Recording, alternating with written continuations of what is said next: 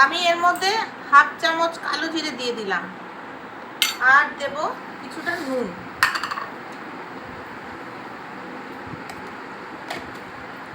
এবার দেব ঘি। এবার এটা দিয়ে ভালো করে আমি মিক্সড করে নেব কালো জিরেটাকে।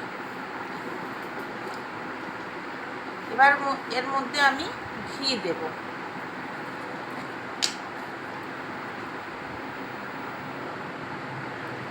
এক চামচ, 2 চামচ, 3 চামচ, 4 চামচ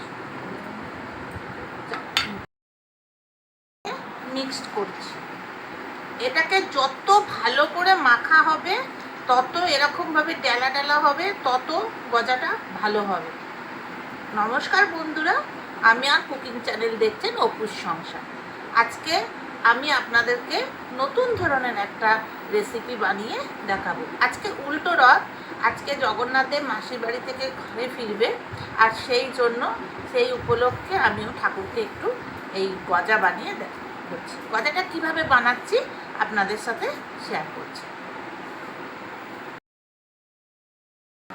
আমি এটা এরকম ডো করে রেখেছিলাম 10 মিনিট আগে। আমি এটা কমপ্লিট করে একটা চাপা দিয়ে রেখেছিলাম। 10 মিনিট পর ফিরে এলাম। এবার আমি এটাকে কিভাবে আমি বানাবো সেটা আপনারা দেখুন। প্রথমে একটা আমি চাকি নিয়ে নিলাম। এবার চাকিটার মধ্যে এটাকে আমি এইভাবে একটু মাখা মাখা করে, আপনারা কিন্তু ডোটা শক্ত করে মাখবেন, নরম করে মাখবেন না, তাহলে ফেটে যাওয়ার চান্স থাকে। এবার আমি এটাকে এরকম করে রুটির আকারে করে নেব।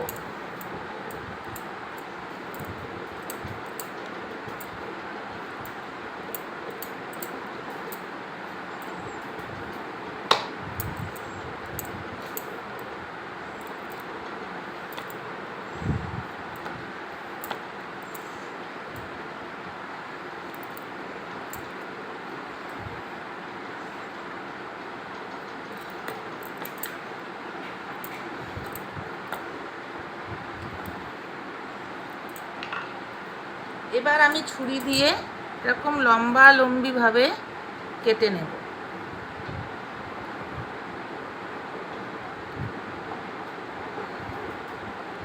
তারপর আস্তে আস্তে এটাকে সরিয়ে নেব, নিয়ে এর ওপরে আবার এটা বসিয়ে দেব। তাহলে লেয়ারটা ভালো পড়বে। আর যখনই এটা করবেন তখনই এটা এরকমভাবে ভালো করে মুড়ে দেবেন, না হলে কিন্তু এটা ফেটে যাবে বা রসটা বেরিয়ে যাবে। আবার একবার এটাকে উল্টে নিয়ে এভাবে আবার একবার লেচিটাকে এরকম করে নেবেন। তারপরে আবার সেমভাবেই আবার ওরমভাবে কেটে নেবেন।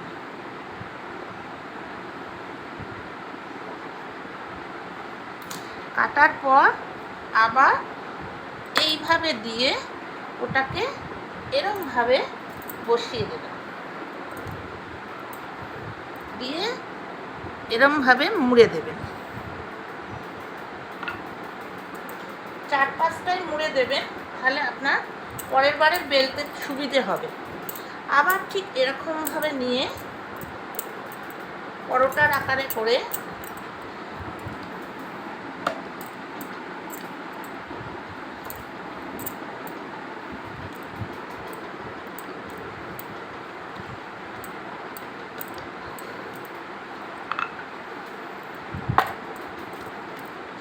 আবার সাইড করে কেটে দেবেন।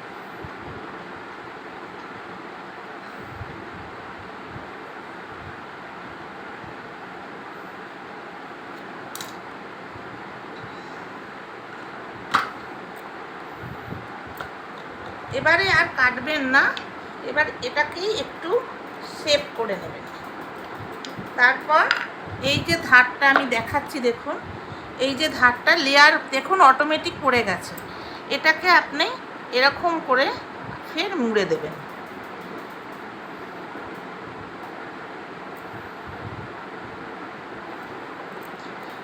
আবার একটু হালকা করে রেঁধে দেবেন। এবার আপনি গজার শেপে কাটবেন।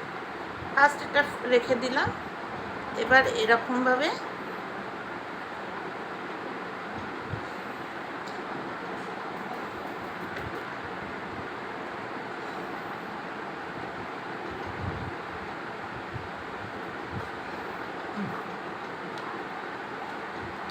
এইভাবে কাটবেন।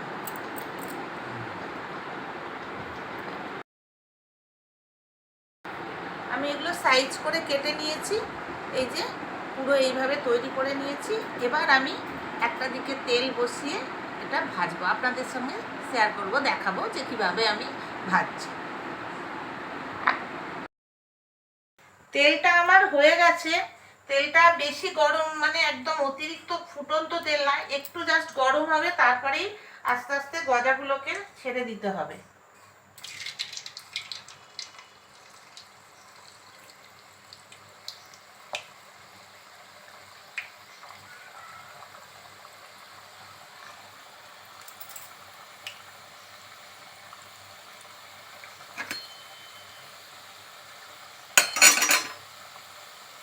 যতগুলো আমার তেলে হয় ততক্ষণই আমি দেব। গ্যাসটা কমিয়ে রাখবেন অবশ্যই, না হলে কিন্তু ওপরটা পুড়ে যাবে, তলাটা ভিতরটা কাঁচা থেকে যাবে।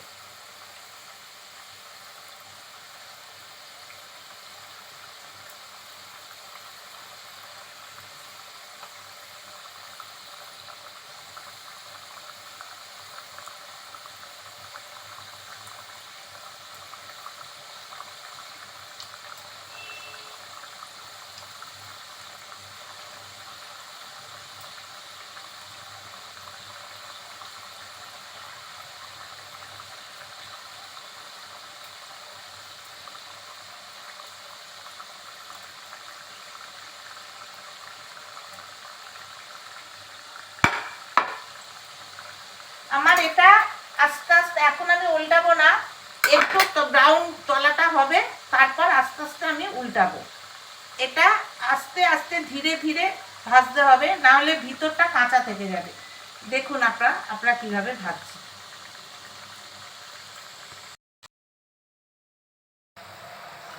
আমি এখানে 100 গ্রাম চিনি নিয়েছি, আর অল্প একটু জল দিয়ে আমি রসটা বানিয়ে নিয়েছি। রসটা আমার মোটামুটি হয়ে এসছে, খুব পাতলাও হবে না, খুব গাঢ়ও হবে না, এই সাইজের রসটা হবে। এই আমি বানিয়ে নিলাম। এবার আমি এই রসটা ঠান্ডা করতে দেব। গ্যাসটা আমি অফ করে দিলাম।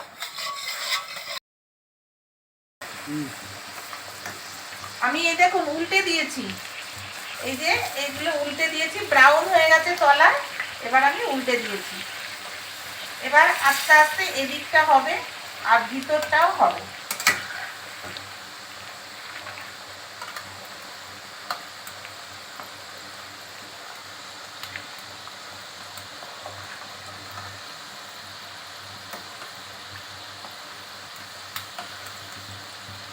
এই গজা আপনারা শুধুও খেতে পারেন, আবার রসে চুবিয়েও খেতে পারেন। আমি দুরকম ভাবেই দেখাবো।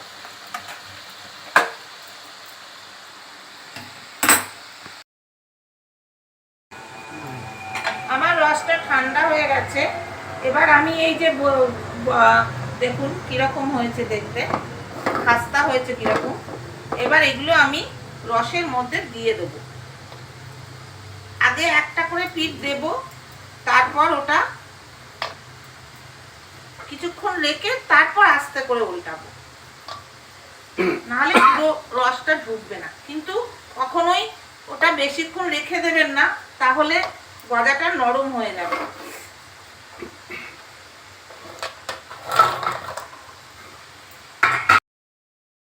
চুবিয়ে দিয়েছি, 3 মিনিট ভিজিয়ে রেখেছিলাম। 3 মিনিট পরে পুরো একদম হয়ে গেছে, বেশিক্ষণ আর ভেজাবো না। এবার আমি আস্তে আস্তে তুলে নেব। দেখুন আপনাদের আমি একটা কেটে দেখাচ্ছি।